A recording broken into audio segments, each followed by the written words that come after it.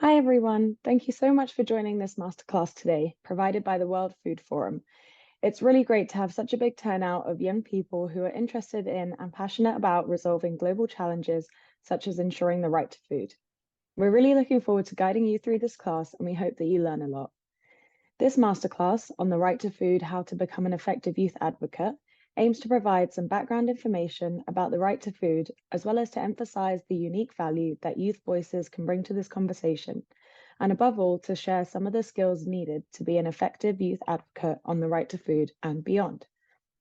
I will be moderating this class. I'm Malika Kshatriya from Consumers International, a membership organization for consumer groups around the world.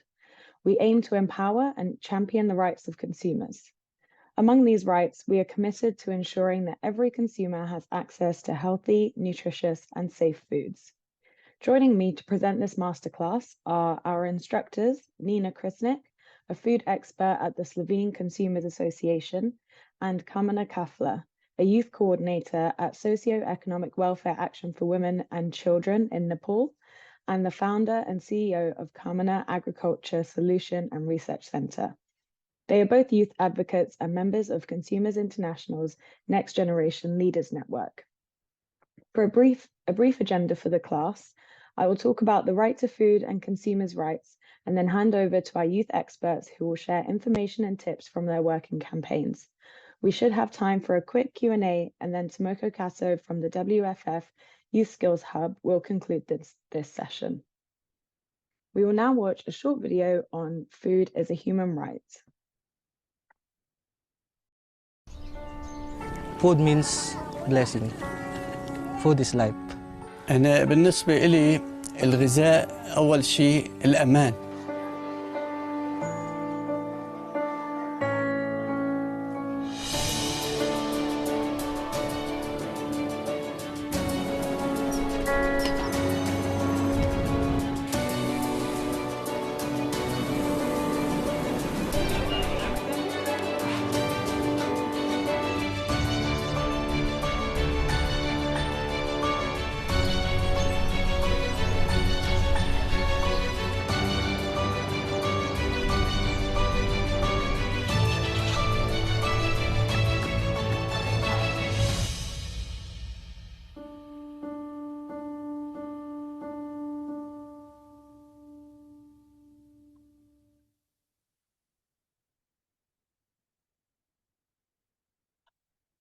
This year marks the 75th anniversary of the UN General Assembly's 1948 adoption of the Universal Declaration of Human Rights, which includes the right to adequate food.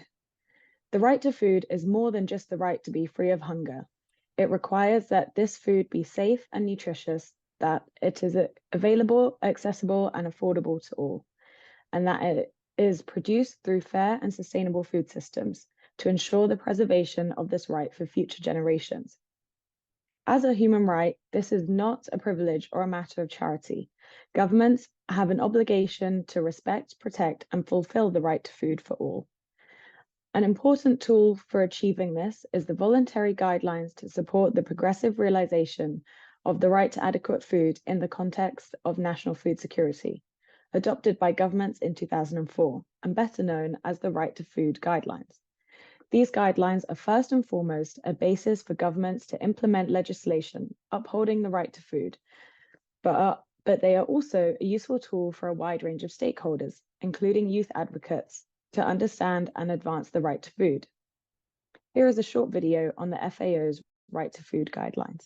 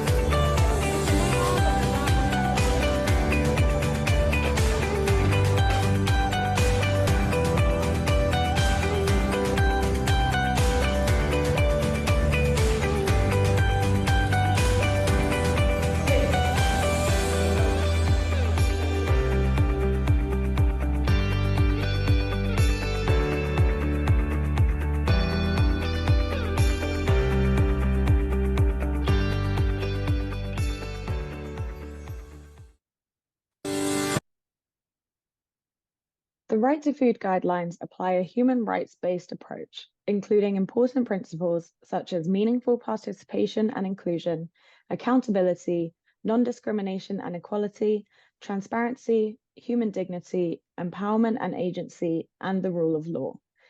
These human rights principles should guide all of us in our work and campaigns. The Right to Food guidelines will reach their 20th anniversary in 2024. The voice of youth advocates is essential to help ensure continued actions for the right to food for all, protecting the environment and respecting people's rights. The Committee on World Food Security, or CFS, has produced a range of guidelines aimed at achieving the right to adequate food for all, including policy recommendations for youth engagement and employment in agri-food systems. Stay connected in this masterclass and see the links in the chat box and in the reference section to find out more about the right to food and how youth consumers can get involved. I will now move on to the link to consumer rights. Another important basis for advocacy on the right to food is as a consumer right. We are all consumers. This means we all have certain needs, such as food, shelter, and safe drinking water. But it also means we have a right to be heard by governments and other actors as we seek to build a better world. In 1985, the UN Guidelines for Consumer Protection were adopted by the UN General Assembly. These guidelines that you can see on the screen establish the 11 essential consumer needs and provide the basis for consumer protection around the world, strengthening our voices in regard to these rights and needs. Advocacy for the right to food not only helps to protect the most vulnerable people and communities, but also provides the foundation for a positive vision of transforming food systems to become more inclusive, resilient, and sustainable, putting people and planet first. A rights-based approach is crucial to advancing not just access to food, but also supporting the livelihoods of the workers and producers who make our food systems function, and ensuring that social and environmental justice are a driving force behind food systems governance. We will now move on to the skills overview, and we will hear from Nina on how to plan a campaign and how to advocate to governments. These learnings are applicable to advocacy for the right to food, but they are also valuable skills that can be applied in a wide range of contexts. A warm welcome also from my side. My name is Nina Križnik, and I represent Slovene Consumer Association from Slovenia, Central Europe. So just like Malika has said, we are all consumers. We are all part of the agri-food system, and therefore we can all contribute to the change and make a difference towards a more sustainable agri-food system. However, our impact can be even more significant if we take on the role of a youth advocate. So now let's explore some essential steps in planning an impactful advocacy campaign. What does actually mean to plan a campaign? Well, planning a campaign means creating a clear and organized strategy to achieve a specific goal or solve a particular problem. It involves figuring out what you want to do, who do you want to help, and how will you do it. So now let's take a look at 10 essential steps for planning a successful campaign. So first of all, you have to determine what do you want to achieve.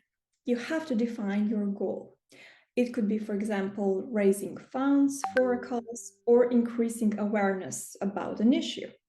But nevertheless, your objectives should be SMART, which means they should be S, specific, M, measurable, A, achievable, R, relevant, and T, time-bound.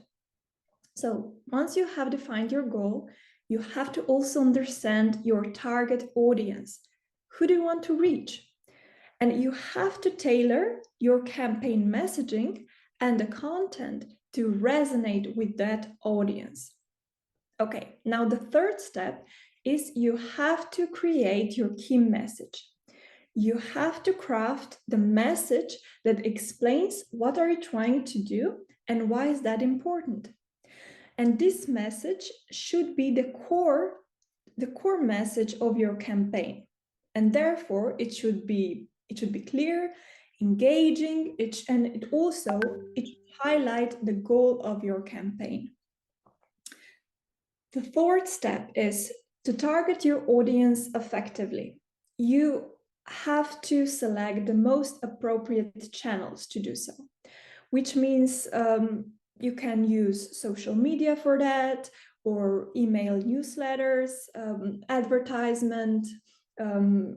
For example, you could also try to convey your message through events, but you really have to know that the choice of the channels should depend on the audience you want to target. For the campaign to be successful, you also have to determine the campaign's budget. You have to set a budget and plan how to use the funds wisely to achieve the best results. Okay, after you have done all that, it's now time to be creative. It's time for the fun part. It's time to develop all the content and all the material needed for the campaign, such as posters, videos, articles, social media posts, etc. And all this material will help you to spread the message and engage with audience. But just make sure that all the material aligns with your campaign key message and visual identity. And after that, you don't want to put all of your content out at the same time. So you have to set a timeline for your campaign, including the start and the end of the campaign, as well as key milestones all along the way. And this will help you to stay organized and stay on track during the campaign. And after the launch, after the start, all across the chosen channels, you have to also monitor the performance. And the data you will collect will help you to assess the campaign's effectiveness, and it will help you to make any necessary adjustments in real time. Now, the ninth step is, for the campaign to be successful, you also have to interact with your audience throughout the whole of the campaign, which means responding to comments, responding to messages. And you have to do that promptly. You have to do that in real time, because this helps build trust and it strengthens your campaign. And lastly, after the campaign concludes, you have to analyze its all-over performance, because identifying what worked well and what could be improved will help you to refine your strategies and it will help you to achieve better results in the future. But to successfully achieve your campaign goals and create a lasting impact on the issues you're passionate about, you also have to know how to effectively advocate your campaign to governments, businesses, and you also have to know how to build networks and strong coalitions. So let's start with how to advocate to governments. Why is that even important? Well, governments have the power to create and enforce policies that can directly address the issues your campaign focuses on. And therefore, advocacy provides, let's say, some sort of pathway to influence those policies and drive a meaningful change. Also, governments allocate public resources and funds to different initiatives and programs, which means that an effective advocacy can secure such resources for projects relevant or related to your campaign. And lastly, governments and government policies often have a wide-reaching impact. Engaging with governments, therefore, allows you to scale up the impact of your campaign, reaching a larger audience and making a broader difference.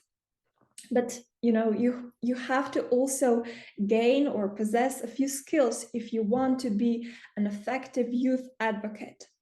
And to successfully advocate to governments, a young advocate should understand government policies and regulations really well, of course, related to the campaign's objectives, because this enables you to identify gaps or propose policy changes and navigate the policy-making process effectively. You also have to be able to articulate your message clearly and persuasively. So it's really important to have strong written and strong verbal communication. And thirdly, it's also essential to build relationship with government officials and policymakers, because developing trust is really important, and it will increase the likelihood of your campaign's message being considered seriously. So all these skills, you can also see on the slide, can empower a young advocate to engage with governments and drive positive change in areas such as safe, nutritious, and affordable food. And now Kamana will represent how to successfully advocate to businesses and how to build strong networks and coalitions. Greetings, everyone. Thanks, Nina, for passing me the floor. I am Kamna Kafle from South Asian country, Nepal, a youth advocate as well as an entrepreneur who witnesses all the things I will be explaining you all by my own side. Here in this session, we will be addressing how to engage business and how to build a network and coalition by consumer advocate. So without any further delay, let's make this time productive and efficient. To kick things off, let me start with how to engage businesses. I have included a few points on how we can engage the business in consumer advocacy in the slides shown in the screen. So firstly, we have to engage businesses in consumer advocacy by building the productive relationship with them. So we have to find our areas where consumer interest align with your business interest or not. Besides the identification of common interest, we have to develop an open dialogue conversation with them to reach out to the businesses and initiate conversations with them. Also, we have to provide solution. We have to offer the constructive solution to the issue that we are really advocating for. Collaborate. We have to be willing to work together with the businesses on the mutual beneficial initiatives. We have to collaborate with them. We have to engage with their interest and our interest as well. Following that, how to build a network and coalition, we have to identify allies. We have to seek out like-minded individual, organization, or NGOs. Now we have I will be going into how to build the network and coalition with the organization, individuals, and NGOs. So we ensure that all the members share the common advocacy goals. We have to define the roles and responsibilities within the network or the coalition and establish a clear communication channels to coordinate efforts. So for pooled resources and expertise connection, we have to leverage the resources to achieve our goal.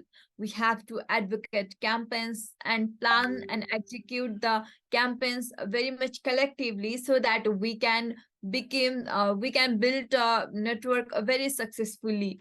Becoming a successful consumer advocate requires a combination of skills, dedication, and collaboration. But most importantly, we should be patient. Patient, which youth lacks almost every time. The youth have the power to make a difference in consumer advocacy.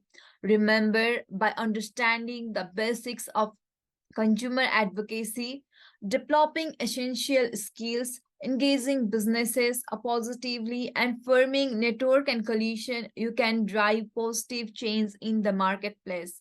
So let's kick off this journey from the powerhouse of professional networking, LinkedIn. Have you already set sail on this platform? If not, it's time to embark on this exciting voyage. So this is my part. Thank you both so much for sharing some really valuable insight on the skills needed to be a youth advocate. By understanding your role and rights as a consumer and learning these important advocacy skills, you can make a huge difference in the transformation of food systems. We will now watch a short video on how consumers can make a difference towards more sustainable agri-food systems.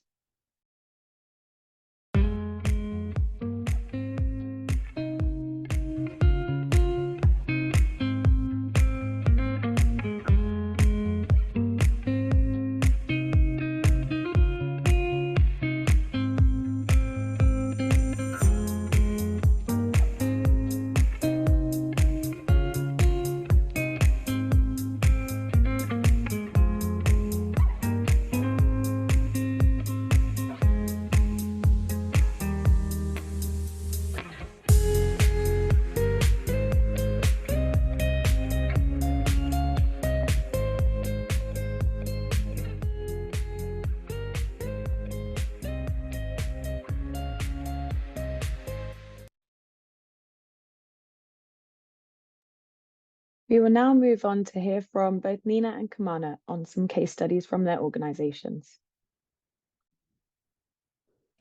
Thank you, Malika. Well, now that we have established the significance of becoming a youth advocate and discussed the basis of planning an advocacy campaign, now let's shift our attention to some practical project examples, which will hopefully spark some ideas in you and inspire you to craft your own unique and impactful projects and campaigns. I myself will represent a Slovene Consumer Association project called Moja izbira je veš kaj ješ izbira. And the project focuses on providing a healthy and sustainable food choices in vending machines in Slovenia, Central Europe. So we all know that our diet directly affects our health. However, unfortunately, research shows that in Europe, people too often consume energy-rich and nutrient-poor foods, which is one of the main causes of overweight, obesity, and other chronic non-communicable diseases. And with the rising trend of eating outside and our fast-paced lifestyle, convenient choices such as vending machines represent a significant share of daily meals, especially among the population of students, employees with long working hours, as well as patients and visitors of healthcare institutions.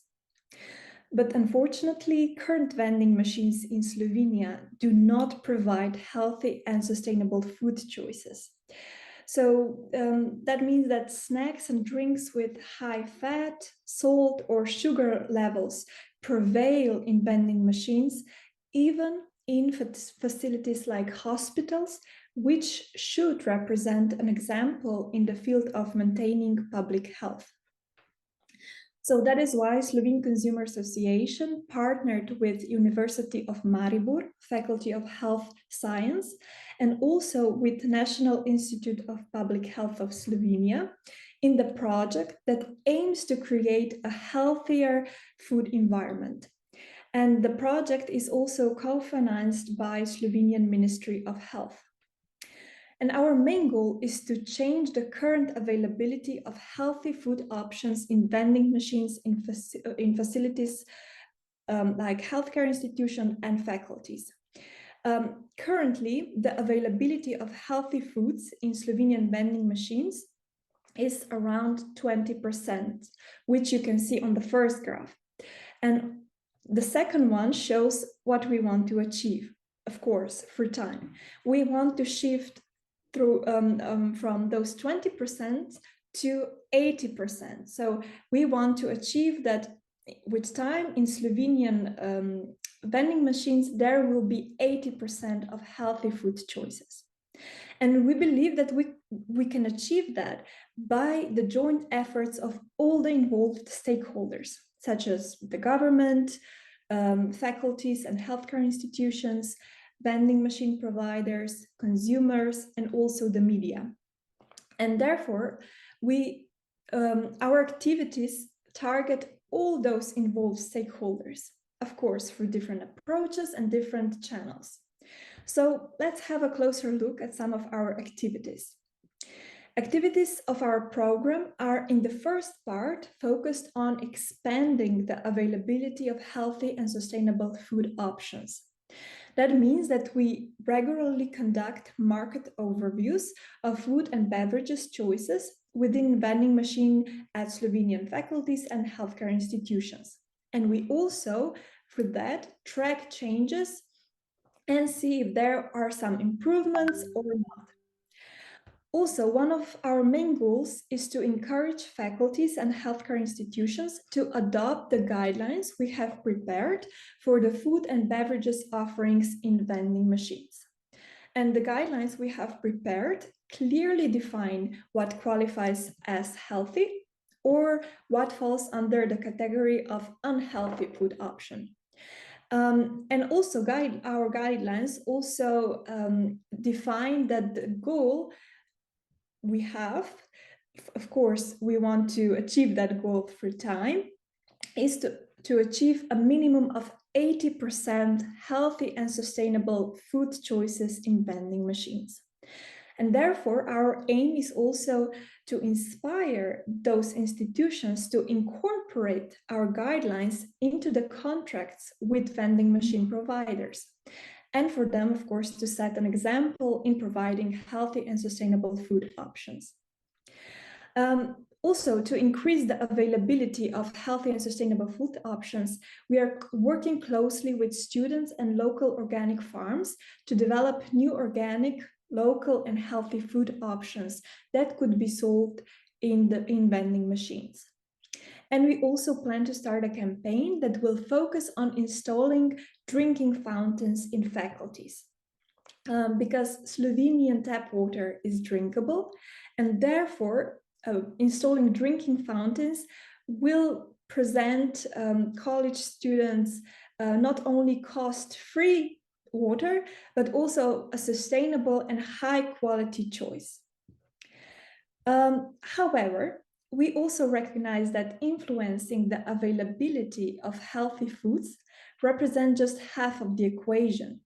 And that's why our efforts are equally dedicated to also influencing and transforming consumer demand. We aim to achieve awareness among all our target groups regarding the significance and benefits of opting for healthy and sustainable choices. And we try to do that by creating informative and engaging content across various platforms, including our magazine, website, newsletters, and social media. An example of how we try to speak to young people is videos we have created with an inspiring young Slovenian chef. We have produced free videos that offer students ideas for creating both delicious and also nutritious and, of course, simple meals in the comfort of their homes.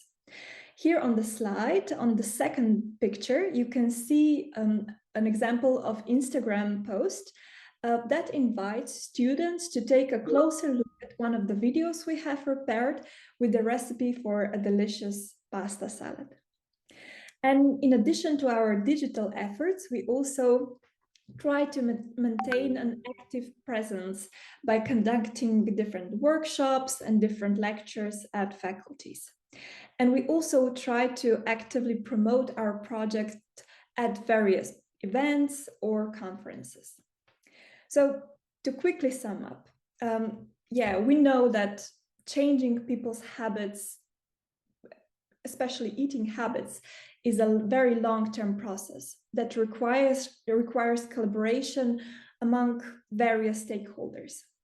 But we believe that it's essential to preserve, because shaping an environment where healthy, balanced, and also sustainable choices are available and are the preferred choice among consumers significantly impact on our society's health. And now over to Kamana and her case study from Nepal.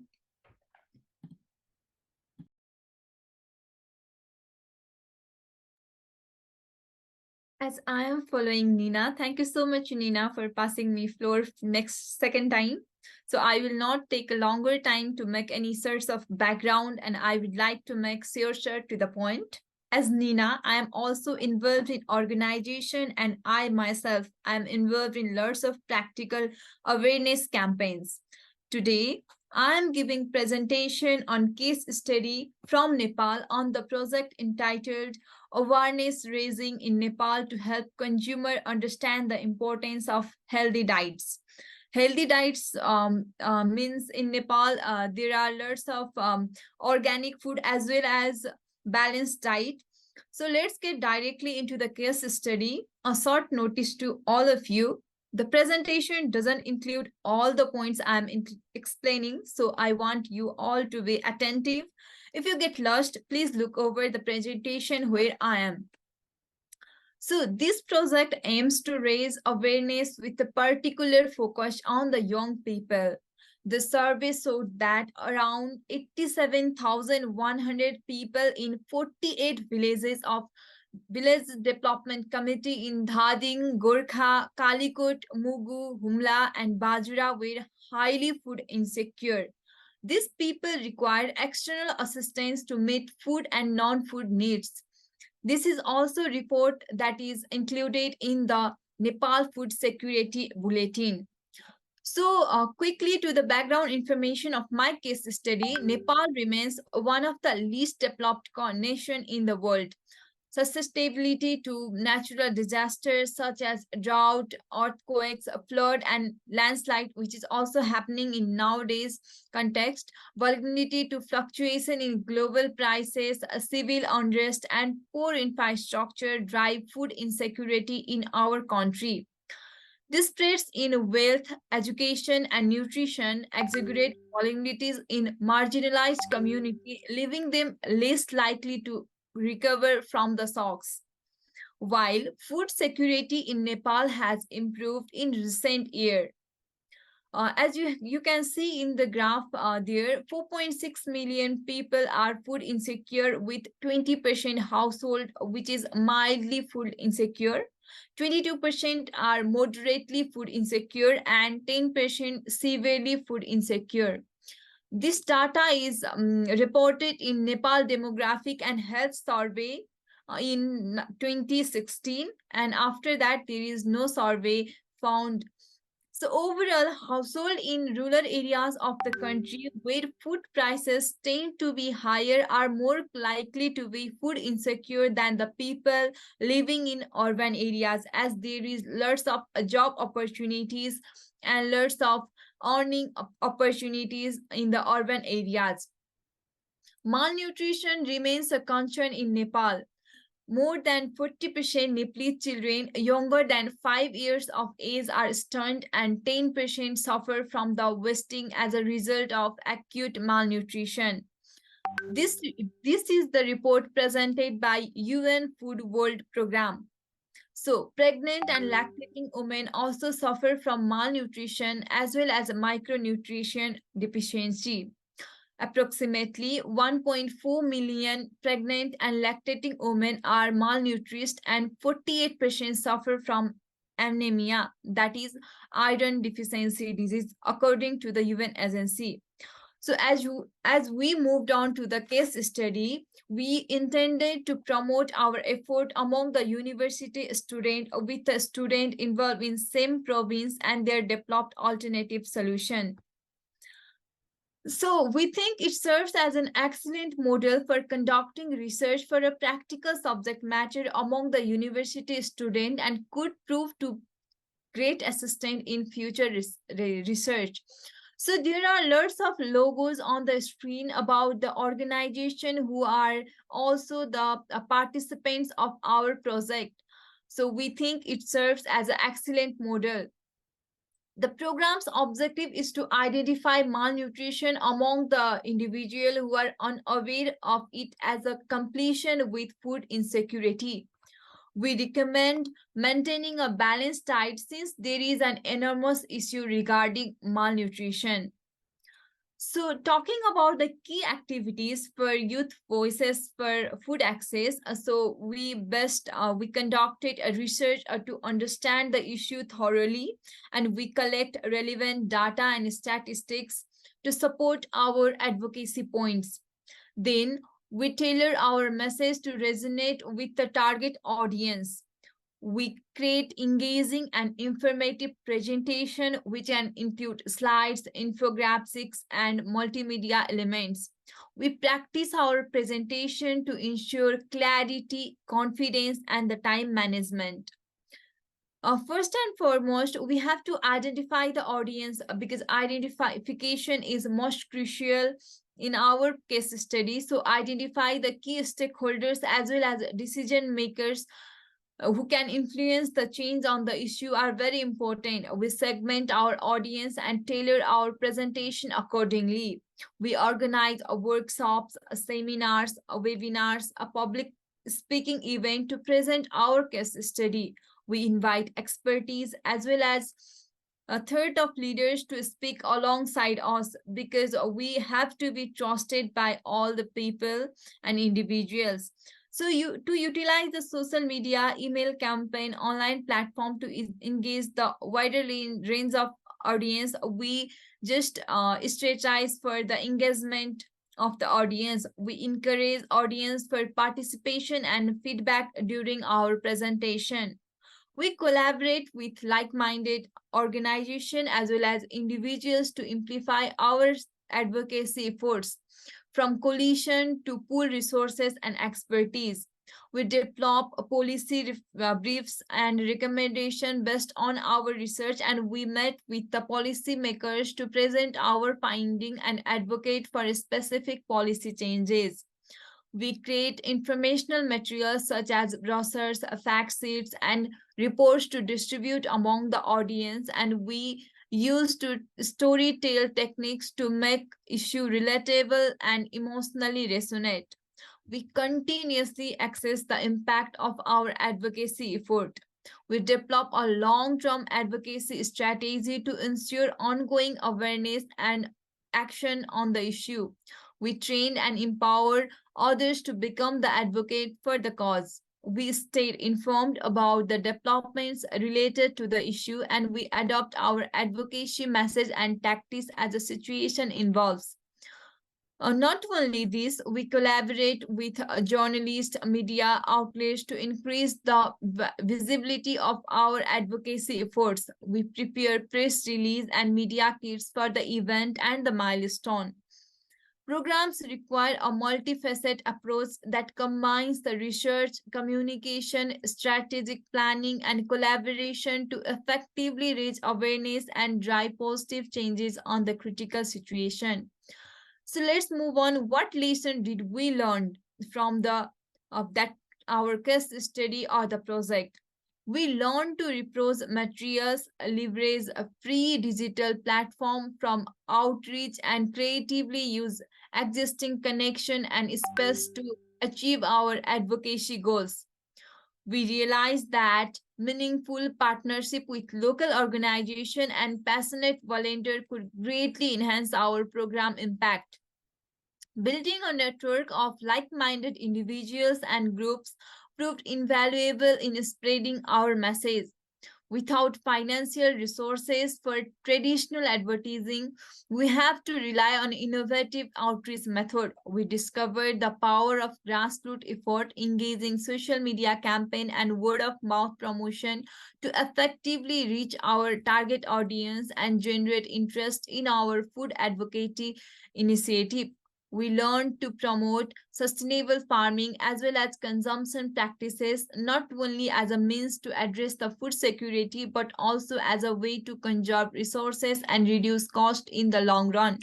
This emphasis on sustainability aligned with our budget conscious approach as a underscored the importance of responsible food advocacy.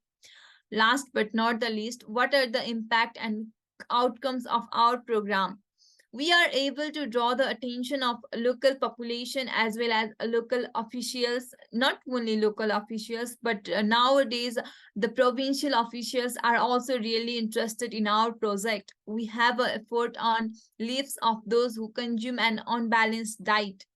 We generally use the community student to lead the initiative, so the reach is very high, and we are running the project very successfully in today also. Thank you.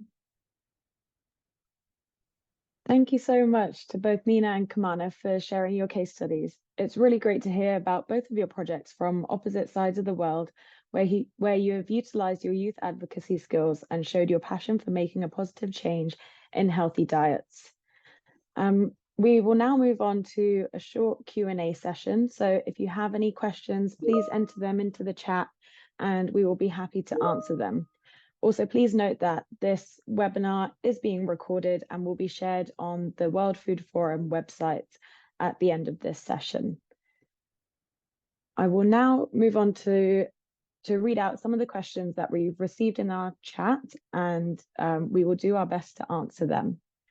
So the first question that we received is one for Nina, and this was on communication channels. The question is, what does it mean that the choice of the communication channels should depend on the audience you want to target with your campaign? Yes, thank you for the question. Yeah, when we talked about how to plan a campaign, we also talked about that you have to choose the right communication channels to really effectively address your target audience.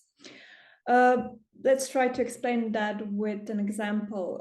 So, for example, you want to target a younger audience. So if you want to do that, maybe consider using social platforms like Instagram or TikTok, because those channels are really popular nowadays with young generations. And they are really great for visually engaging with them. But also at the same time, using those social platforms might not be the best idea when trying to convey a message to an older audience. Because maybe older audiences use more traditional media like emails or email newsletters, TV, newspapers, or maybe social media that is different to Instagram or TikTok. Maybe Facebook would be more appropriate in that regard. But also think not only the age is the factor here. Also think about, do you want to address your message to, for example, general public or a specific population? For example, let's say that your target audience are healthcare professionals, for example. In that case, you want to think about maybe participating in scientific conferences, publishing articles in scientific journals. Again, if you want to try to, for example, target healthcare professionals. So to sum up, you have to really tailor your message and choose the right communication channels in a way that you will effectively reach your target audience.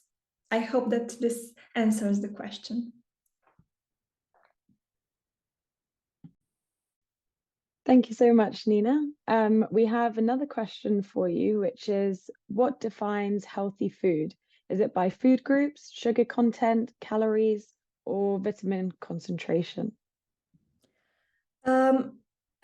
I think that this question is regarding maybe our guidelines that we have developed for the vending machines. In that case, in that regard, I have to say that for the project that is about trying to change the percentage of healthy food options in vending machines, the guidelines we have developed, we have used the World Health Organization Europe Nutrient Profile Model to develop those guidelines. But in short, for that example, we kind of defined if a product is healthy based on its sugar, fat, saturated fat, and salt content. But of course, in general, when we are deciding if, for example, a food option is good for us or maybe not appropriate for everyday consumption, we have to have in mind all of the factors, also its energy value and other factors that that are important when deciding such a thing. I hope Great, this thank you. also, answers the question. Excellent answer. Again, if anyone wants to pick up on anything in particular that's being discussed, then yeah, please continue to share your questions. The next question we have is for Kamana regarding the case study, and the question is, where can we look at your study and the survey tools that were used in your project? Initially, thank you for the question, firstly. For the survey report and survey, we have submitted it to the local government as well as provincial government. If you want to look over that survey report, then I can provide you. Please drop the email address, and the organizing team will pass to me, and I will be giving you the authority to get that report and survey, because it hasn't been uploaded on the any sites or any media. Perfect. Thank you, Kamana. Our next question is to either of you, Nina or Kamana, and this is regarding funding for your project. So the question is, how do you raise funds to lead your campaigns? Feel free, either of you, to jump in and share how you go about receiving funding for your projects. Okay, I will go first because I will want to explain it. Because firstly, the funding was very much impossible for us, because to do the campaign in zero fund or with no financial like there is lots of financial barrier is really a difficult job. But in our context, we plan to raise from the individual, like a team. We firstly collected, raised the money from the team, and then that is not, it doesn't take lots of money to do our campaign, because as we are advocating for people for their need, or we are just advocating for their information and knowledge. We just raised from the team, and after that, after we pitch to the different organization and different institution, then people come with us for their funding, and we just get the grant from their side, and there is no any source of a funding problem in our case. Thank you so much, Kamana. I hope that answers the question. Nina, if there's anything that you'd like to add, then please go ahead. No, I think Kamana really explained that really well. Excellent. Okay, so our next question is related to improving diets, and as both of your case studies related to improving healthy diets, this person would like to ask, how do you overcome resistance of lifestyle adjustment when trying to implement food security and sustainable solutions and a healthier food system for communities in developing countries? This person has specified developing countries, so maybe we can go to Kamana first, but of course, Nina, I'm sure this is an obstacle that you may have faced in your case study as well, trying to get people to adjust their lifestyles to healthier diets.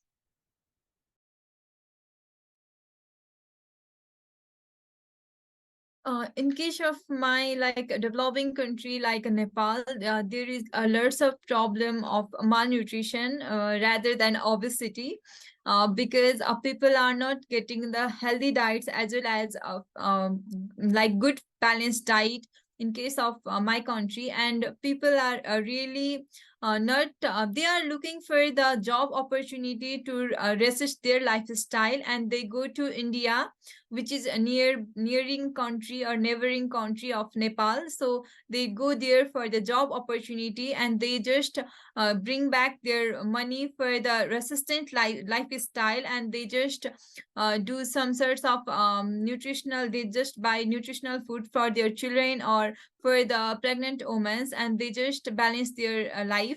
But in case nowadays, people are not only going for India for the job opportunity, but lots of people are going abroad for the study propose, or for the job propose, and for study propose they go to the developed countries like USA, Canada and Australia, while for the job opportunities they go for the UAE, Dubai, sort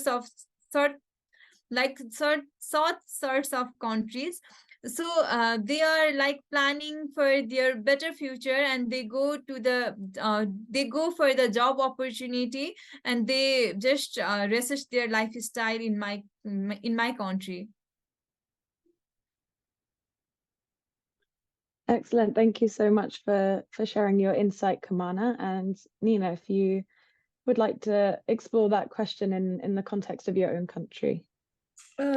Yeah, so how to really make a difference, how to achieve a change in someone's, for example, eating habits. It's a very it's not simple to do that. It takes time, and it takes effort, and you really have to know what are the challenges in each target group you want to kind of shift their eating habits. So you always have to know what is their previous knowledge, what how well are they aware of the importance of, for example, eating healthy, and you go from there. So again, I just think again to say that it really takes time and patience to really achieve a change. Thank you. Amazing. Thank you, Nina. We have time for one final question, and I'll need one respondent for this question just so we can wrap up in a timely manner. This question relates to youth advocacy skills and advocating to governments and businesses, or generally just coming up with an idea for a project. And this question is about how do we accurately define a problem? And the floor is open to either Nina or Kamana, whichever one of you would like to answer this question.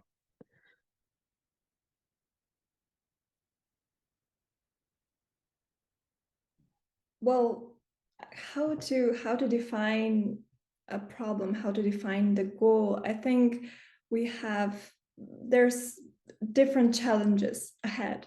And I think that it's just important to think about, for example, if you want to be a youth advocate and you want to plan your own campaign, think about where are you strong, what is your knowledge, or maybe your education, where are you coming from, and build from there. And really think about what are you passionate about, and build on that. So I think this kind of thinking process will lead you to finding an answer to your question. Thank you so much, Nina, and thanks to Kamana as well for a great Q&A session. Quickly add one thing? Yeah, of course. Go ahead. So for defining the problem, I will rather say every individual have different sorts of problem. So what you can do is you can just identify the problem of the group or team, so that you can do something for them. And you, as Nina said, you just know about your what is your strong point, you have to go with them. But defining the problem, especially we have to define the problem of the group, not the individual, because every individual have different sorts of needs and different sorts of problem. Great, thank you, Kamana. So this concludes our Q&A sessions. I really hope that Nina and Kamana's excellent insight and experience has been useful for everyone in this session. I'd just like to note that further references have been shared in the chat if participants want to find out more information based on this masterclass, and they will be available on the WFF website. And I will now pass on to Tomoko Kato from WFF to conclude this session. Excellent. Thanks to all the participants gathering from different parts of the world. It's amazing. And thank you, Marika, Nina, and Kamara for sharing your inspiring work. It's truly uplifting to witness young individuals like yourselves tackling global challenges heads-on, passionately, and achieving remarkable results. Nina, your story about increasing the availability of healthier and more sustainable foods in vending machines, which often offer only junk and highly processed items, resonates not only in Slovenia, but on a global scale.